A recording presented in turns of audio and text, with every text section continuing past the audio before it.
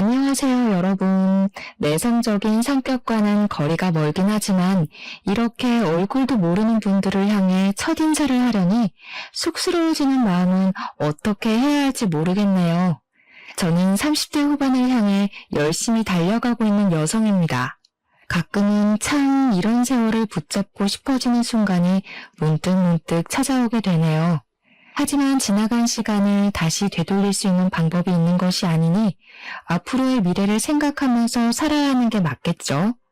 저는 그렇게 생각합니다. 제가 과거로 돌아가고 싶어 하지 않는 이유는 바로 지금부터 말씀드릴 사건이 제 인생을 뒤흔드는 사건이었기 때문에 다시 겪고 싶지 않아서 돌아가고 싶지 않다는 것입니다. 세상에 이런 인간들이 소설이나 드라마에만 존재하는 게 아니라 진짜로 실존하는구나 하는 것을 느끼게 되었습니다. 너무나도 처참한 과거라고 생각이 들어서인지 사이다 복수를 하긴 했지만 다시 돌아가라고 하면 절대로 돌아가지 않을 것 같아요. 어떤 이야기인지 막 궁금하시죠? 지금부터 저의 기가 막힌 이야기를 시작해 볼 테니 끝까지 집중을 놓치지 말고 따라와 주시면 감사하겠습니다. 평소에 어른들이 왜 서로 수준에 맞는 집이랑 결혼을 해야 한다고 하는지 절실하게 깨닫게 된 사건이 바로 저의 결혼이었습니다. 어릴 때는 누가 잘 살고 못 살면 어때? 서로 돕고 도우면서 화목하게 살면 되지 하고 생각을 했었거든요. 물론 저희 집이 경제적으로 부유한 집안이었기 때문에 그런 안일한 생각을 하게 되었을지도 모릅니다. 저희 어머니는 독일에서 유학을 하던 시절에 요리를 배우기 위해서 유럽에 오셨던 아버지와 눈이 맞아서 결혼을 하게 되셨습니다. 어머니께서는 성악을 전공하셨고 아버지께서는 요리 공부를 마치고 한국으로 돌아오셨는데 그때 이미 저를 독일에서 낳아 키우고 계셨던 상황이었습니다. 어머니께서는 한국으로 오자마자 성악가로 이름을 날리기 시작하셨고 지금은 대학 교수로 일을 하고 계십니다. 아버지께서는 청담동에 위치하고 있는 유명한 레스토랑을 운영 중이시고요. 이태리 음식을 전문으로 하는 곳인데 값이 워낙 비싸기 때문에 파스타가 먹고 싶다고 아무 때나 찾아갈 수 있는 그런 레스토랑은 아니랍니다. 전부 다 예약제로 운영을 하고 있기도 하고 아버지께서 워낙 프라이빗한 것을 선호하시기에 유명 인사들 사이에서도 맛집으로 소문이 나 있는 그런 비싼 레스토랑입니다. 아무튼 부모님께서 순탄대로를 걸어오시기도 했고 자리를 잘 잡으신 덕분에 저는 어릴 때부터 아주 부유한 가정 환경에서 구김살 없이 자랄 수 있게 되었습니다. 집도 학군이 좋고 비싸다는 청담동에 있었고 동네 아이들도 좋은 대학에 가는 것이 목표였던 터라 공부를 하며 선의의 경쟁에 대해 배우며 자랐습니다. 저는 대학을 꽤 좋은 학교에 입학을 하고 졸업을 했고 틈틈이 준비했던 자격증들 덕분에 취업 준비를 한 지 얼마 지나지 않아 대기업에 취직을 하게 되었습니다.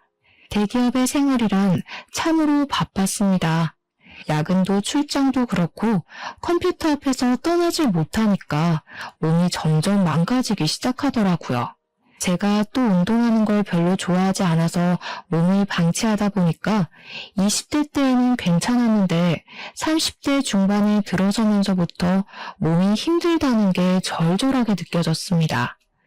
그래서 동네 헬스장을 알아보고 개인 PT를 등록해서 다니기 시작했는데 저의 개인 트레이너였던 남자분과 운동하면서 정이 싹 텄고 연애를 시작하게 되었습니다. 헬스 트레이너이긴 했지만 등록하는 손님이 꽤 많은 헬스장이 아니라서 그런지 매일같이 전단지를 돌리며 홍보를 하는 모습이 좀 힘들어 보이긴 했습니다. 어느 날은 저에게 운동이 좋아서 시작한 일이지만 다른 부가적인 일이 더 많은 것 같아서 힘들다며 다른 일을 알아볼까 하고 진지하게 고민을 하더라고요. 그런데 운동만 줄기차게 했던 사람이라 할 줄 아는 것이 별로 없었고 취업에 뛰어들자니 마땅히 취업을 할 만한 곳이 없었던 것입니다. 그래도 용기를 가지고 입사 지원서를 내고 면접을 보러 다니곤 했지만 결국 취업이 되지 않아서 원점으로 돌아와 헬스 트레이너 일을 계속하게 되었습니다. 엄청나게 우울해하면서 미래에 대한 불안함에 슬퍼하는 남자친구를 제가 옆에서 내내 지켜주고 달래주고 하면서 저희의 연애 시간을 보냈습니다. 그렇게 1년이라는 시간을 넘게 만나다가 이렇게 계속 우울해하기만 하면 안 되겠다 싶어서 너무 사랑하는 마음에 제가 든든한 벽이 되어주기로 결심을 했습니다. 저는 남자친구에게 결혼을 하자고 프로포즈를 하게 되었고 남자친구는 제 프로포즈에 깊은 감동을 받았다며 저와의 결혼을 약속하게 되었습니다. 남녀가 바뀐 것 같다는 생각이 드실지 모르겠지만 사실 누가 먼저 프로포즈를 하는 게 무슨 상관이겠습니까? 그때는 그렇게 생각했습니다. 앞서 말씀을 드렸지만 저희 집은 꽤 부유한 집이었지만 사실 남편의 집은 저희 집과는 전혀 다른 사정을 가지고 있었습니다. 남편이 헬스장에서 열심히 벌어온 푼돈을 가지고 시부모와 시누까지 4명의 식구가 방이 2개밖에 없는 빌라에서 살고 있었던 것입니다. 방이 2개밖에 없었기 때문에 시부모가 안방을 사용하고 시누가 작은 방을 사용했으며 남편은 방이 없어서 거실에서 생활을 하고 있었습니다. 남편은 본인만의 공간이 없어서 너무 힘들었다는 말을 자주 했었는데 그 말의 끝은 결혼을 빨리 해서 집을 나가고 싶다는 결혼으로 자리를 잡았습니다. 사실 그 말 자체가 제가 프로포즈를 하게 된 결정적인 계기가 되는 말이기도 했고요. 어릴 때부터 늘 항상 저만의 공간을 가지고 있었던 저로서는 거실에서 생활을 하는 남편이 너무 안쓰럽게 보였고 빨리 공간을 만들어주고 싶었습니다. 프로포즈까지 한 마당에 양가에 인사를 드리러 가게 되었는데 저희 집에서 남편의 직업이 헬스 트레이너라는 사실을 알고는 탐탁지 않아 하셨습니다. 고정적인 수입이 별로 되지 않고 헬스 트레이너에 대한 인식이 별로 좋지 않았기에 저에게 고민을 더 해보라고 말씀을 하셨습니다. 하지만 저는 남편을 너무나도 사랑했고 남편이 힘들어하는 걸 보고 싶지 않았기 때문에 결혼을 몰아붙여 감행하게 되었습니다. 물론 저희 부모님께서도 사람 보는 눈이 있고 연륜이 있었기에 저를 말리신 것이겠지만 아무것도 모르는 제가 그 염려를 무시하게 된 것이었습니다. 그게 정말 큰 실수였다는 것을 머지않은 시간 만에 깨닫게 되었고요. 제가 참 불행했죠. 그 당시에는 양가 상견례를 하는 자리에서 연신 눈물을 훔치며 집에 돈이 없어서 한 푼도 지원을 해줄 수 없다는 시무가 너무나도 안타까웠습니다. 누가 준비를 하던 돈이 있는 사람이 준비를 하면 장땡이라고 생각했던 치기 어린 마음에 시부모에게 제가 알아서 다 하겠다고 호언장담을 했습니다. 저희 부모님은 제가 생각 없이 뱉어낸 말에 무척이나 어이없어 하셨지만 그 자리에서 뭐라고 꾸짖을 수가 없으니 참으시더라고요. 시모는 제 손을 꼭 잡고 부족한 자기 아들을 거둬줘서 고맙다고 잘 지내보자고 몇 번이나 저에게 말씀을 하셨습니다. 시작부터 공이 정방향으로 잘 굴러가는 듯한 느낌을 받아서 너무 행복했습니다. 신우도 저에게 언니가 생긴 기분이라 좋다고 해맑게 웃으면서 말을 하는데 이게 바로 결혼이고 가정과의 화합이구나 하는 생각이 절로 들었습니다. 저에게 친언니처럼 생각하고 따르겠다며 애교를 부리는 어린 신우를 보면서 저와 남편은 훈훈한 분위기를 느꼈지만 우리 부모님만 별로 좋아하지 않으셨습니다. 저는 그냥 별 생각 없이 딸을 시집 보내는 게 서운하셔서 저렇게 표현을 하시나 보다 하고 안일하게 생각했습니다. 집으로 돌아오는데 어머니께서 그런 말씀을 하셨습니다. 그 어린 신우도 너무 가식적으로 웃는 것 같은 느낌이 들고 시부모도 빈대근성이 있는 것 같은데 그래도 이 결혼 꼭 해야겠니? 어머니, 이렇게 짧게 만나보고 어떻게 사람의 본성을 다 파악할 수 있겠어요. 엄마가 오해하는 거예요. 저는 어머니의 생각이 너무 깊은 거라 치부했지만 결혼을 준비하면서 어머니가 하신 말씀이 어떤 뜻인지 조금 느낄 수 있게 되었습니다. 남편과 결혼을 준비하면서 당연히 예물을 골라야 했기에 웨딩 반지를 보러 주얼리숍에 갔는데 신우가 따라온 게 아니겠습니까? 와, 언니, 이거 너무 예쁘다. 이 귀걸이 제가 하면 진짜 예쁘겠죠? 와, 이 목걸이까지 세트인가 봐. 언니, 저 이거 하나만 사주시면 안 돼요?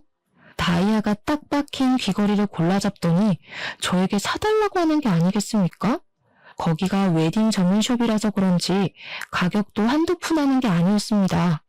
제가 신우에게 선물로 줄 만한 가격은 절대 아니었고 평소에 끼고 다닐 수 있는 디자인도 전혀 아니었습니다. 애둘러서 거절을 했는데 신우가 이런 거 하나 못 사주냐면서 입을 삐죽이더라고요. 아직 나이가 어리니 뭘 몰라서 그런 거구나 하고 넘겼습니다. 집을 보러 다닐 때엔 더 심각하게 신우가 따라붙어서는 집을 둘러보고 있는데 너무 작다며 큰 집으로 이사를 갈 생각은 없냐고 구시렁거리시더라고요. 방이 4개짜리 집이면 우리가 같이 살아도 좋을 것 같은데. 아니, 신혼집을 보고 있는데 다짜고짜 합가 이야기를 꺼내니 저도 당황스러웠지만 부동산 직원분이 더 당황하셔서 제 눈치를 보기 시작하셨습니다. 신우는 눈치도 없는 건지 일부러 그러는 건지 선심을 쓰듯이 안방은 너네가 쓰고 작은 방은 우리가 쓰고 하면서 은근히 합가 이야기를 꺼내더라고요. 저는 당연히 신혼생활에 대한 환상도 있었고 남편이 집을 떠나고 싶어 했다는 것을 잘 알고 있었으니 딱 잘라서 거절의 의사를 비췄습니다. 어머님, 저희도 신혼인데 부부간에 화합을 해야 하고 합가는 조금 아닌 것 같습니다. 어이구, 나는 너를 딸처럼 생각하기로 했는데 너는 아니구나. 내가 불편하니? 이제 한 가족인데 너무 서운하게 딱 자르는구나. 저는 한숨이 절로 나왔습니다. 가끔은 저를 낳아주신 부모님과 사는 것이 벅차게 느껴질 때도 있는데 남이나 다름없는 시모랑 어떻게 같이 살겠습니까? 옆에서 줄기차게 구시렁거리는 시모의 말을 무시하고 집을 구하는데 한 푼도 보태줄 수 없다는 시댁의 말에 따라 집도 제 명의로 제 돈으로 구했습니다. 제가 또 나름 대기업을 종사하게 된 지 10년 차가 된지라 모은 돈이 꽤 많이 있었거든요. 물론 남편에게는 대출을 받았다고 거짓말을 했고요. 그게 저희 부모님께서 돈을 지원해 주시는 조건이기도 했습니다. 처음부터 돈이 있다는 사실을 밝히는 것은 서로에게 좋지 않게 작용을 할 것 같으니 최대한 대출을 얻은 집이라고 말을 하길 원하셨습니다. 하지만 말과는 다르게 부모님께서는 신혼부부가 어떻게 될지도 모르는 불안한 상황에서 몇 억의 대출은 위험하다고 하시며 돈을 빌려주셨습니다. 남편은 당연히 제가 은행에서 대출을 받은 줄 알고 앞으로 이자를 어떻게 내야 할지에 대해 고민을 하더라고요.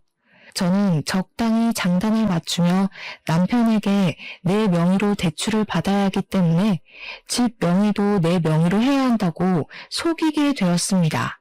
그 이후 혼수를 사러 다닐 때에도 시무랑 신우가 쫓아와서는 우리 집에서 세탁기 건조기 있으면 좋겠다, 공기청정기 좋아 보인다면서 알짱거렸습니다. 그 말이 저에게 사달라고 하는 말인 걸 알면서도 모른 척했는데 남편이 저에게 슬쩍 그러더라고요. 우리 집 세탁기 15년 된 통돌이인데 매번 거기서 옷 꺼내고 하기가 너무 힘들긴 하더라. 드럼 세탁기 하나 놔드리면 우리 엄마가 좋아할 텐데. 그러면서 제 눈치를 은근히 살피는데 이 남자가 염치가 없다는 생각보다는 귀엽다는 생각이 먼저 들 만큼 제가 남편에게 푹 빠져 있었습니다. 거기다가 직원이 저에게 2개씩 사면 할인을 더 넣어주겠다고 살랑거리는 바람에 시댁에도 세탁기와 건조기를 선물로 놔드리게 되었습니다. 제가 카드로 결제를 하는 걸 보더니 좋아서 어쩔 줄 몰라 하시는데 괜히 제 기분도 좋아지더라고요. 결혼식 전날까지도 사실 저희 부모님은 지금이라도 늦지 않았으니까 결혼을 미루고 싶으면 당장 이야기를 하라고 은근히 저에게 말씀을 하셨습니다. 하지만 결혼식 전날 파투를 낼 신부가 몇이나 되겠습니까? 게다가 저는 남편을 진심으로 너무너무 사랑하고 있었기 때문에 결혼식을 하겠다고 했습니다. 신혼집의 혼수까지 제 돈으로 준비했다는 사실을 알게 된 저희 부모님께서는 시댁이 염치가 없어도 너무 없어서 걱정이라며 저를 살짝 질책하셨습니다. 어떻게 만나도 그런 거지 같은 집안을 만나냐는 식으로 말씀을 하시는데 솔직히 저도 발끈하긴 했죠. 그런데 시댁에서 정말 돈 500만 원이 없다면서 가구나 가전을 하나도 선물을 해주시지 않았기에 제가 부모님께 할 말이 딱히 없었습니다. 그래도 제 가족이 될 사람들이었기에 저는 그때도 시댁의 편을 들었습니다. 누구나 저희 집안처럼 부유하게 살진 못한다고 말입니다. 물론 제가 세탁기와 건조기를 선물해드렸다는 사실은 비밀로 해야 했습니다. 제가 딱 한 가지 시부모님께 난감했던 적이 있었는데 저희가 신혼여행을 하와이로 가기로 결정을 내렸거든요. 그런데 시부모님이 해외여행을 한 번도 가본 적이 없다며 하와이를 같이 가고 싶다고 신혼여행을 따라가겠다고 하시는 거 아니겠습니까? 돈이 한 푼 없어서 저희에게 방향제 하나 선물해 주시지 못한 분들이 무슨 돈이 있어서 하와이를 가고 싶다고 하시는 건지 제가 이건 아니다 싶어서 나중에 같이 해외여행을 가자고 신혼여행인데 부부 둘이서만 가고 싶다고 말을 하니까 삐지시더라고요. 나는 살면서 비행기를 한 번도 타본 적이 없어서 해외여행 가보는 게 소원이었다. 아들 부부 갈 때 따라가야 좋은 거 많이 보지 않겠니? 너네만 좋은 거 구경하겠다면서 은근히 비꼬시는데 저는 제가 이걸 왜 고개 숙여가면서 시부모를 설득해야 하는지 이해가 가질 않았습니다. 남편이 나서서 나중에 같이 가면 되지 해외여행 갈 일이 한 번도 없겠냐고 달래고 달래서야 겨우 일단락이 됐습니다.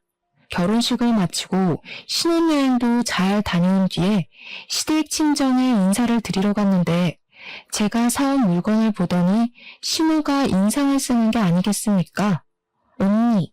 언니 대기업에 다닌다면서 선물이 고작 이게 뭐예요? 화장품? 이런 거 말고 나 명품백이나 하나 사주지. 화장품이랑 가방이랑 가격이 같았으면 명품백으로 사드렸겠죠. 신우, 나중에 가방은 신우가 돈 모아서 사요. 우리 애가 돈 모아서 그런 사치품을 사겠니?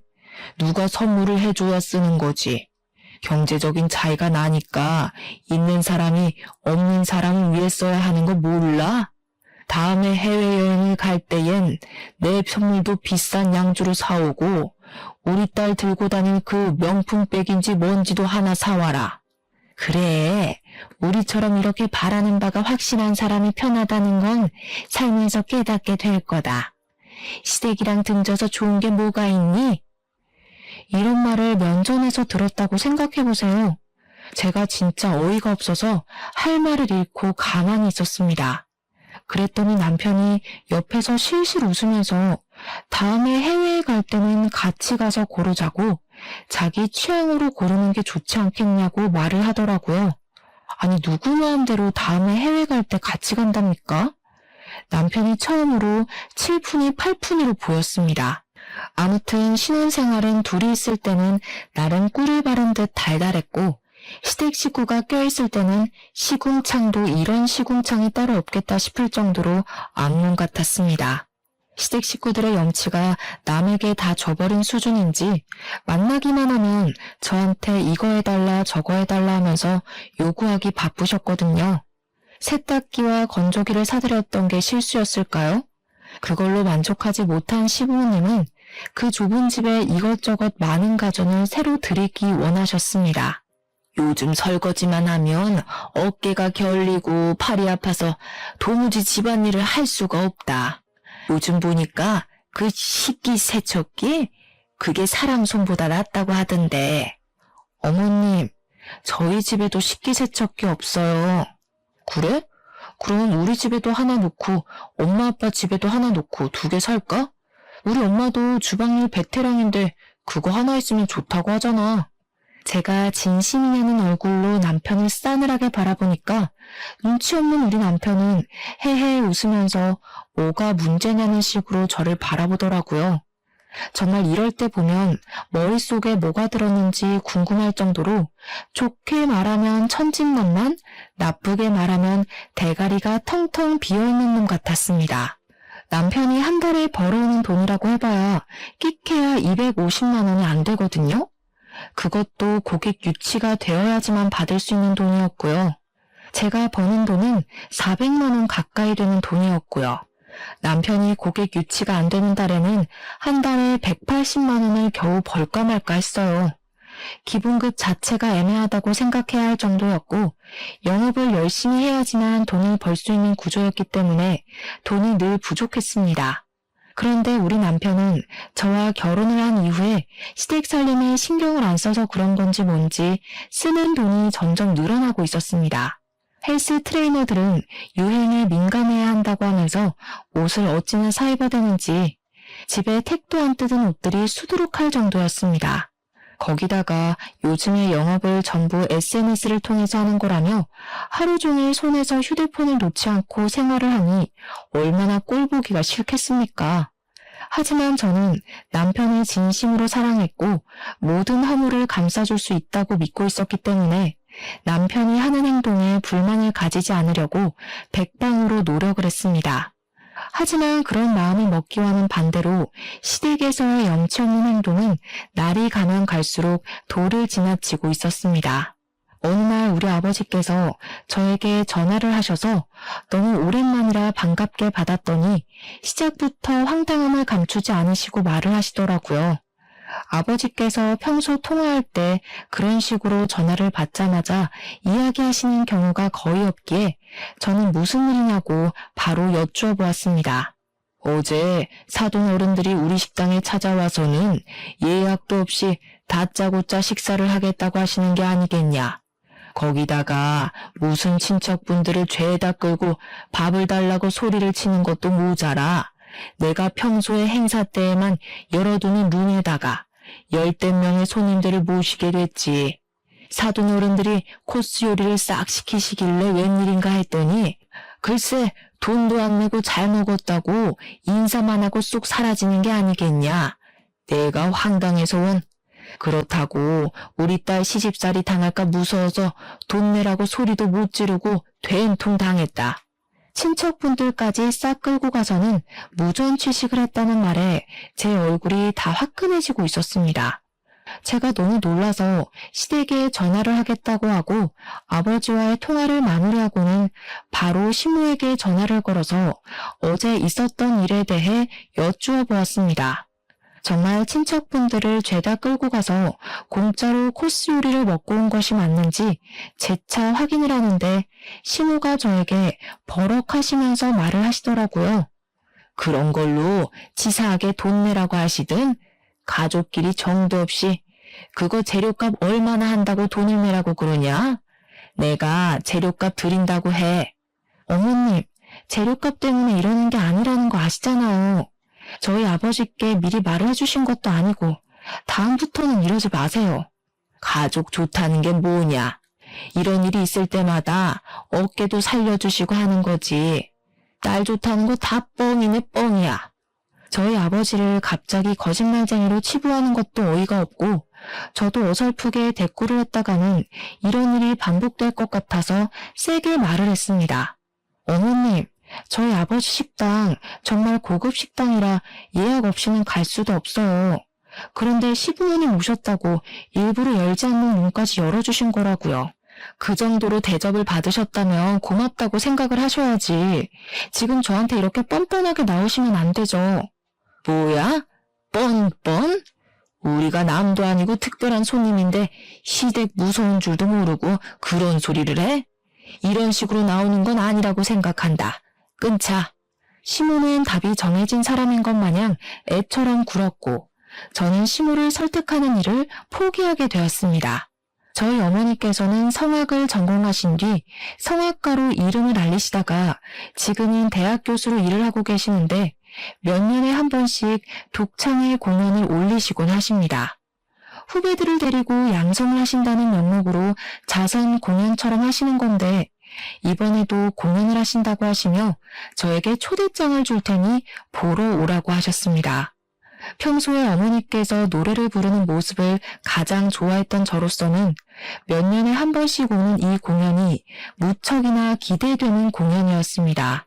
제가 남편에게 같이 가자고 말을 했더니 남편이 시댁에 가서 자랑하듯이 우리 어머니께서 하시는 공연을 설명하고 온 것입니다.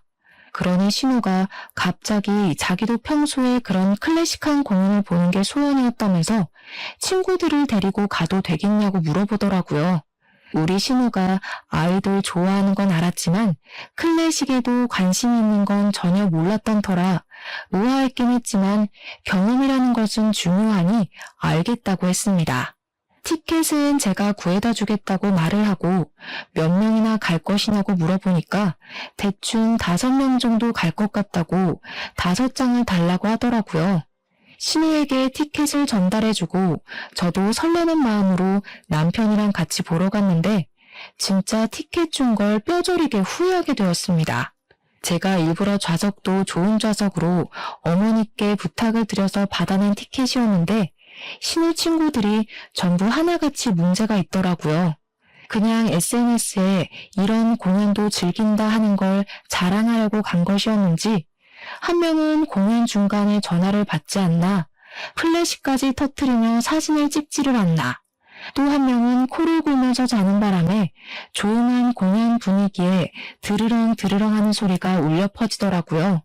자기들까지 내내 웃고 떠들고 공연장에서 하면 안 되는 행동만 골라서 해야 되는데 저희 어머니께서 주신 티켓이니까 어머니도 그 자리에 누가 앉았는지 대충은 알 수 있잖아요. 제가 너무 쪽팔리는 마음에 신우한테 계속 눈치도 주고 신우 쪽을 바라보면서 불타는 눈빛을 보냈는데도 눈치가 없는 건지 일부러 그러는 건지 모른 척을 하더라고요. 제가 결국에는 공연이 끝나자마자 신우를 찾아가서 이게 무슨 짓이냐고 불같이 화를 냈습니다. 신우 친구들까지 싹 잡아다가 잔소리를 했어요. 공연 기본 매너 같은 것도 몰라요? 누가 공연 중간에 사진을 찍고 전화를 받고 떠들어요. 이런 건 기본 에티켓이잖아요. 친구들 앞에서 망신을 당했다는 기분이라도 들었던 건지 신우가 갑자기 얼굴이 새빨갛게 달아올라서 저에게 큰 소리를 치더라고요. 언니는 돈이 많아서 이런 공연을 자주 봐서 그런가 본데 저는 처음 오는 거니까 당연히 모를 수도 있지 않아요? 뭐가 그렇게 당당해요? 영화관도 안 가봤어요, 신우는? 여기가 무슨 아이돌 콘서트도 아니고 그런 행동을 하면 안 되는 건 다들 눈치껏 알아요. 지금 저한테 눈치까지 없다고 하시는 거예요? 돈 많은 사람들이나 고급스럽게 즐길 줄 아는 거다. 이런 말씀? 제가 그렇게 비약한 적은 없는데 신우 자격지심이 너무 센 거 아니에요? 언니, 말이면 단 줄 알아요? 지금 제 친구들 앞에서 제 인성까지 깎아내리는 건 너무한 것 같네요. 어떻게 제 친구들 앞에서 이런 쪽팔림을 줘요? 언니 평소에 나를 가족이라고 생각 안 하는구나? 내가 뭐 언니한테 잘못한 거 있어요? 어떻게 이런 자리에서 그런 말을 아무렇지 않게 해요? 싸울 것 같아. 저는 정말 너무나도 당황스러워서 기가 막히더라고요. 누가 보면 제가 괜한 트집을 잡아서 신우를 골탕 먹이고 쪽팔림을 주기 위해 한 행동인 줄 알겠어요. 저는 신우에게 영화관을 운운하면서 알아듣게 설명했다고 생각했는데 신우 눈에는 제가 그냥 신우를 마음에 안 들어 해서 이런 소리를 한 것이라 느꼈나 보더라고요. 도대체 제가 왜 신우한테 일부러 이런 소리를 하겠습니까? 하지만 알아듣게 말을 해도 이미 색안경을 끼고 바라보는 신우 때문에 대화가 되질 않았습니다. 신우가 오히려 방방 뛰면서 저를 나쁜 면으로 몰고 가는데 제가 속이 답답해서 미치겠더라고요. 남편도 옆에서 저한테 친구들이랑 다 있는 자리에서 말을 너무 심하게 한 것 같다면서 신우 편을 드는데 이런 남자를 뭘 믿고 결혼했나 싶었습니다. 이걸로 끝이 난다면 서운하고 섭섭하겠죠? 제가 결혼을 하고 나서 차를 한 대 뽑았는데 물론 남편이랑 같이 나눠 타려는 목적으로 구매한 건 맞습니다. 그런데 남편이랑 둘이 타기에도 바빠 죽겠는 시점에 시부가 자꾸 제 차를 빌려달라고 조르는 게 아니겠습니까? 나도 이렇게 비싸고 좋은 차 몰고 다니는 게 소원이었는데 차를 한 번만 빌려주라. 내가 친구들 만나러 가는데 며느리 잘 둔 덕 좀 봤다고 하게 말이야. 몇 번이나 남편을 통해서도 저에게도 직접 조르셨기 때문에 주말에 친구분들 만나러 가실 때 한번 차를 몰고 나가보시라고 빌려드렸습니다. 시부도 자랑을 하고 싶은 마음이 있을 거고 거기다가 며느리를 잘 둔 덕이라는 말에 제가 혹해서 실수를 저지르고 말았던 겁니다. 꽤 비싼 외제차이긴 했지만 시부가 운전 경력이 저보다 훨씬 오래됐으니까 별 걱정을 하지 않고 빌려드렸다 이 말입니다. 그런데 밤 11시가 넘은 시각에 갑자기 경찰서에서 저에게 전화가 온 것이 아니겠습니까? 무슨 일인가 싶어 놀래서 경찰서로 남편과 달려가니 시부가 앉아있더라고요. 그런데 얼굴이 벌겋게 달아오른 게 누가 봐도 술에 취한 사람 같은 것 아니겠습니까? 제 예상은 현실이 되었습니다. 시부가 음주운전에 걸린 것입니다. 계속해서 음주운전 아니라는 말만 하면서 음주 측정을 거부하고 버텼대요. 그래서 인근 병원에서 피검사까지 진행을 하고 경찰서에 끌려온 거랍니다. 글쎄. 그날이 끝나기 무섭게 시부가 앞으로 고꾸라져서 코를 드르렁골면서 자기 시작하는데 진짜 너무 화가 나더라고요. 정신 나간 거 아니냐고요. 도대체 남의 차를 끌고 음주운전이라니. 음주운전은 예비 살인자나 다름없는 행동 아닙니까? 만약 누가 어떻게 사고라도 당했으면 어쩌려고 그런 짓을 하는 건지 너무 화가 나니까 잠든 시부에게 욕을 퍼붓고 있더라고요, 제가. 경찰서 유치장 바닥에 누워서 담요 하나 걸치고 잠을 자고 있는데 세상에 미친놈이 이런 미친놈이 따로 없구나 하는 생각이 들었습니다. 저는 경찰서에서 몇 번이나 쪽팔림을 감수하고 사죄를 드렸고 제 차를 가져가겠다고 하니까 경찰이 무표정하게 말을 하더라고요. 그 차 사고 났어요. 차선 변경 무리하게 하다가 옆 차들이 받고 가드레일 받고 이거 수리비도 꽤 나오겠던데. 아무튼 차가 굴러갈 수 있는 상황이 아니라서 레카가 와서 끌고 갔으니까 저기 공업사 가서 확인해 보세요. 진짜 그 순간 저도 모르게 육성으로 연병이라는 말이 절로 나오더라고요. 제가 인상 팍팍 쓰면서 욕을 하자마자 남편이 옆에서 움찔거리는데 그 모습까지도 너무 찌질하게 보였습니다. 술에서 조금 깬 것인지 잠에서 깬 시부가 춥다면서 옷 좀 가지고 오라고 하는데 한숨이 절로 나오는 상황이었습니다. 면허 취소는 당연한 거고 벌금도 당연한 거고 사고 차량 수리비에 부서진 가드레일 비용까지 청구하겠다는 상황에서 시부가 술이 좀 깼는지 저를 보고 당당하게 말을 하더라고요. 며느리 네가 용돈을 조금 쥐어주고 그랬으면 내가 대리운전을 불렀겠지. 돈도 없는데 그럼 음주운전 해야지 어떡하냐. 이게 네 탓이지 내 탓이냐? 그랬으면 저나 남편에게 전화를 하셨어야죠. 아버님은 예비살인자나 다름없어요. 하늘 같은 시아비한테 뭐가 어쩌고 어째? 예비살인자? 네가 용돈을 안 줘서 이렇게 된 거라고. 사고 처리 난 한 푼도 못 해준다. 먹고 죽을 돈도 없어. 네가 알아서 다 하고 네 차니까 네가 수리하고 난 모른다 몰라. 그때 진짜 소위 말하는 야마가 돈다는 기분이 확 느껴지면서 남편이 싫다기보다는 더 이상 이런 시댁을 지켜보며 살 수 없을 거라는 생각이 들었습니다. 물론 이럴 때일수록 움츠러들고 아무런 의견도 말 못하는 남편에게도 정이 떨어지긴 했습니다. 항상 시댁 편에 서서 저에게 이거 해달라 저거 해달라 요구를 하기만 했지 정작 이런 상황에서 지 부모한테 한 소리도 못하는 남편이 너무 찌질하게 보였어요. 그런데 여기서 뒤통수를 제대로 맞는 말을 남편이 하더라고요. 안 그래도 우리 엄마도 그렇고 우리 동생도 그렇고 용돈을 좀 달라고 하던데 어차피 자기가 돈 벌고 대출금 갚는 거야 자기 알아서 잘하고 있으니까 내가 번 돈은 우리 집 용돈으로 드리는 거 어떨까 싶긴 했거든. 자기네 집은 부자니까 장인어른 장모님이 알아서 잘 노후 준비하시면서 사시잖아. 우리 집은 또 그게 아니라서 지금 상황에서 그게 할 말이라고 생각해? 뭐 언젠가는 할 말이니까. 그리고 우리 집이 너무 낡아서 이사도 좀 갔으면 좋겠는데 자기 대기업 다니니까 대출이 잘 나오잖아. 혹시 추가 대출 같은 게 좀 되나? 그러면 자기 돈으로 이사도 갔으면 좋겠는데 이게 진짜 말이라고 다인 줄 아나. 그 대출금은 누가 갚고 또 나 혼자 뼈 빠지게 일하라는 말이야? 왜 자기 혼자 일한다고 생각해? 우리가 함께 열심히 일하면 되지. 자기는 말을 또 서운하게 한다. 당연하게 저에게 돈을 내놓으라는 식으로 말을 하는데 그 순간 이 결혼은 실패한 결혼이라는 생각이 제 머릿속을 지배했습니다. 이대로 가다가는 영영 시댁의 노예로 살게 될 것이 자명했기에 저는 부모님의 마음을 10분 이해할 수 있었고 동시에 이혼을 하겠다는 결심을 하게 되었습니다. 염치도 없고 눈치도 없는 남편. 저만 보면 돈 외쳐대는 시댁까지 이대로 살면 안 되겠다 싶어서 저희 부모님께 이혼을 하겠다고 죄송하다고 말을 했습니다. 처음에는 저희 부모님께서도 한숨을 쉬시며 잔소리를 하려고 하시다가 제 의견을 지지해 주시겠다고 하시며 변호사를 선임해 주냐고 물어보시더라고요. 제가 곱게 이혼을 해주면 제 속만 골맬 게 분명했기에 저는 그동안 당한 것들을 모두 깔끔하게 복수로 되돌려주기로 마음을 먹었습니다. 저는 제일 먼저 한 행동이 차량 수리비부터 시작해서 상대방 병원비에 보상금 벌금까지 싹 다 종합해서 시댁에 청구를 했습니다. 운전은 제가 한 것이 아니었고 일일 보험이라는 것을 가입해 두었기 때문에 법적으로 제가 물어내지 않아도 된다는 것을 변호사를 통해 확인을 받았습니다.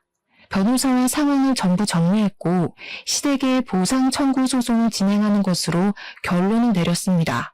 하지만 이건 당연하게 해야 할 일인 거지 복수가 아니지 않겠습니까? 저는 시댁의 거지 근성을 이용해서 통쾌한 복수를 해주기로 계획을 짰습니다. 제가 소송을 걸었다는 사실을 모르는 시댁 식구들에게 여행을 보내주겠다고 말을 했습니다. 해외여행을 보내주는 거냐며 면세점 쇼핑이라도 해야겠다고 신우가 엄청 신이 나서 말을 하는데 제가 정신 나갔다고 복수에 그 큰 돈을 쓰겠습니까? 제가 일이 바빠서 이번에는 같이 갈 수 없으니 국내 여행을 다녀오라고 기차표도 다 끊어놨다고 말을 했습니다. KTX를 타고 부산이라도 다녀오라며 최고급 호텔도 잡아놓겠다고 시댁 식구들을 꼬셨고 그게 어디냐면서 다들 신나서 준비를 하더라고요. 해외를 보내주지 않는다고 신우의 입이 뾰루통하게 나왔지만 제가 최고급 호텔 이야기를 꺼내니까 입을 쏙 집어넣더라고요. 그렇게 무궁화호 기차를 끊어놓고는 사실은 KTX를 끊어놓은 척 티켓을 위조해서 시댁 식구들에게 보냈습니다. 제가 숙소도 최고급 호텔을 잡았을 리가 없잖아요. 인터넷에 수소문을 해서 알아본 여인숙 같은 침대도 없는 그런 숙소를 예약했습니다. 마치 고급져 보이는 호텔인 것 마냥 숙소 내역도 포토샵을 통해서 수정을 해서 5성급인 척 꾸며서 보냈습니다. 무궁화호를 타면 기차만 5시간 이상을 타야 하는 거 아시죠? 그래서 시댁 식구들이 서울역에 가서 KTX를 타고 가는 줄 알고 신나 있을 동안 저는 용달을 불렀습니다. 우리 집에 있는 남편의 짐을 모조리 다 빼서 시댁에다가 옮겨놓고 시댁을 찾아가서 제가 사준 세탁기와 건조를 중고 매장에 냅다 팔아버렸습니다. 솔직히 치사하다고 생각하실지 모르겠지만 제가 내 돈으로 사준 물건이니까 소유권도 당연히 저한테 있다고 생각했습니다. 그 집에 제 돈으로 산 물건이 하나도 없길 바랬거든요. 제가 신우에게 선물해준 화장품까지 하나하나 다 챙겨서 제 돈으로 산 물건을 버리거나 제가 챙겨오거나 중고 거래로 팔았습니다. 저는 바로 부동산에 들러서 집도 내놓고 제 짐까지 싹 빼서 친정으로 옮겼습니다. 그런 일을 벌이는 사이에 시댁에서는 KTX 티켓이 아니라면서 무궁화호 티켓이라고 난리가 난 것이 아니겠습니까?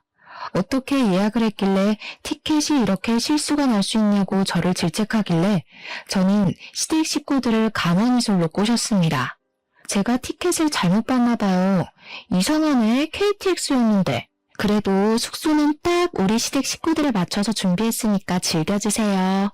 제가 짐 정리를 미리미리 해놔서 그런지 시댁 식구들이 여인숙 주소 앞에 도착했을 때 어느 정도 짐 정리가 다 된 상태였습니다. 당연히 최고급 호텔만 생각하고 여인숙 주소 앞에 선 시댁 식구들은 숙소의 상태를 보고 저에게 화가 머리끝까지 나서 전화를 했더라고요. 숙소 5성급 호텔이라고 안 했어? 우리 식구들을 위해 준비했다며. 맞아. 당신네들한테는 딱 그 숙소가 최고 아니야? 잘 어울려. 거지 근성에 딱 맞춰서 구한 건데. 뭐? 거지 근성? 너 지금 말 다 했어? 정신 나간 거야? 정신 안 나갔는데? 지금 나 완전 제정신이야. 그리고 너무 안성맞춤 아니야? 언니, 이게 무슨 짓이야 진짜. 나 친구들한테 5성급 호텔 간다고 자랑 다 해놨는데 어떻게 책임질 거야? 지금 시댁 식구들을 무시하는 게야? 시집살이 제대로 한번 시켜줘. 지금이라도 5성급으로 바꿔놓으면 우리가 해프닝이라고 생각하고 웃어 넘기마. 저는 쉴 새 없이 떠드는 그들의 입을 제대로 막아주겠다고 결심했습니다. 내 차 수리비 1,200만 원, 상대방 차 수리비 800만 원, 음주운전 벌금 1,000만 원, 거기다가 내 정신적 피해 보상비에 차량 렌트비, 가드레일 수리비, 제가 하나하나 다 받아낼 테니 앞으로 소송 준비 잘 하시고요. 제가 선물해드린 가전들과 생필품들은 제가 다시 가져가도록 할게요. 그래도 그건 제가 처음에 좋은 마음으로 선물을 해드린 거니까 새거 값으로 받지 않는 걸 고맙게 생각하세요. 아, 그리고 여보, 우리 집 부동산에 내놨어. 짐은 다 시댁으로 돌려놨고. 그리고 내 카드 그거 정지시켜서 안 긁힐 거야. 돈은 좀 넉넉하게 들고 부산으로 갔길 바래. 쉬지 않고 와다 쏟아내니 시댁 식구들이 입을 싹 다물더라고요. 남편만 분한지 야야하면서 저를 불러대는데 마지막 쐐기를 박았습니다. 아마 지금 집에 가면 이혼 소송장이 도착해 있을 거야. 꼼꼼하게 읽고 위자료 준비 잘해. 그러고는 통쾌한 마음에 팔짝팔짝 뛰면서 전화를 차단해버렸습니다. 그 이후에 서울에 돌아오려고 기차표를 끊는 건지 뭔지 카드 알림이 엄청나게 도착하더라고요. 근데 제가 카드를 정지시켜버렸잖아요. 결제 실패 메시지가 몇 개가 오던지 어이가 없어서 정지해놨다고 말을 했는데도 멍청한 짓을 반복하더라고요. 아무튼 그날 저녁 늦은 시간에 어떻게 서울까지 오긴 왔는지 친정집으로 시댁 식구들이 전부 다 찾아왔더라고요. 사돈댁은 자식 교육을 어떻게 시켰길래 이혼이 애들 장난입니까? 예? 시댁이 우습답니까?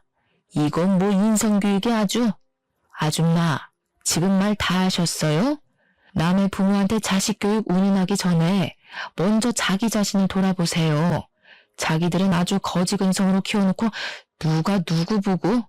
자식 교육, 인성 교육이라는 말에 우리 어머니께서 화가 잔뜩 나셨는지 정말 저는 태어나서 우리 어머니께서 욕을 하시는 걸 들어본 적이 없거든요. 진짜 교양이 넘치시는 분이라 손찌검도 안 하시는 분인데 우리 어머니께서 시모의 머리차를 확 잡아뜯는 게 아니겠습니까?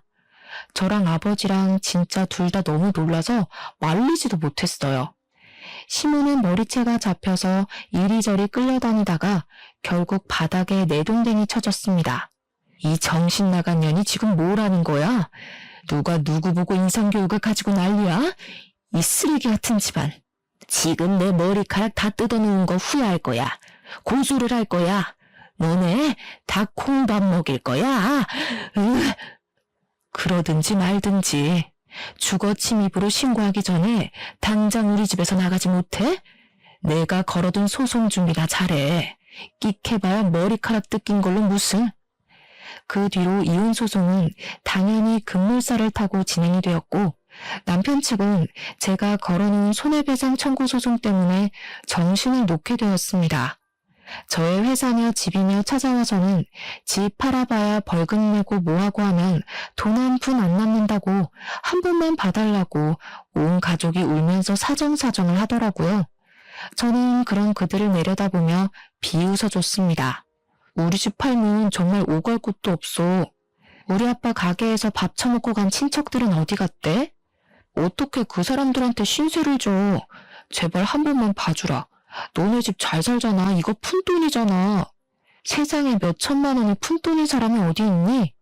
이런 한 장까지도 악착같이 받아낼 테니 그런 줄 알아. 멀어지는 제 뒤에서 울고불고 소리를 질러대는데 아주 속이 시원했습니다. 그 뒤로 유능한 우리 변호사님 덕분에 이혼 소송은 완벽하게 나무로 갈라지는 걸로 마무리됐고 손해배상에 대한 소송은 아직 진행 중에 있습니다.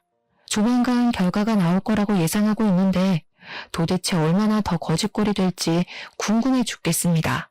제가 손해배상 청구를 신청한 금액이 어마어마하다 보니 시댁에서는 집까지 팔았다고 지금은 오갈 곳이 없어서 폐지를 주어야 한다고 하더라고요. 하루 벌어 하루 먹고 사는 처지가 되고 나니 저에게 찾아와 적당히 합의를 해줄 수 없냐고 물어보는데 제가 그들의 처지를 불쌍하게 생각할 필요가 있을 리 없죠. 울고불고 비는 꼴이 얼마나 우습고 초라하던지. 제 발밑에서 벌벌 기는 그 사람들의 앞에 살포시 5만 원짜리 한 장 던져줬습니다. 그 돈으로 라면이라도 사 먹으라고 하니 부들부들 떨면서도 그 돈을 소중하게 챙겨가는데 웃음이 터져서 혼이 났습니다. 공짜 좋아하고 남의 돈을 자기 돈처럼 물 쓰듯이 쓰던 멍청한 인간들이 결국에는 이런 결말을 맞이하게 됐다는 게 통쾌할 따름이랍니다. 여러분, 인생사는 세옹지마라고 말을 하잖아요. 저에게 딱 어울리는 말이 아닐까요? 기쁘고 행복한 시간이 있다면 힘든 일이 그만큼 따를 수도 있다는 말이죠. 하지만 저는 그 모든 것을 극복해내고 지금은 제 스스로를 돌보며 저만의 자유, 저만의 시간에 집중하고 지내고 있습니다. 그 거지 같은 인간들과는 완벽하게 갈라지고 제 인생을 새 출발하게 되었으니 제 인생의 그 어떤 날들보다 행복하고 기쁘게 지내고 있는 중이랍니다. 제 이야기는 여기서 마무리가 되지만 모든 재판이 끝나고 좋은 소식이 나오는 그때 여러분들을 다시 찾아와 이야기를 전해드릴게요. 그때까지 제 이야기를 들어주신 여러분께서도 행복한 시간 보내고 계셨으면 좋겠습니다. 다가올 여름 무탈하게 보내세요. 감사합니다.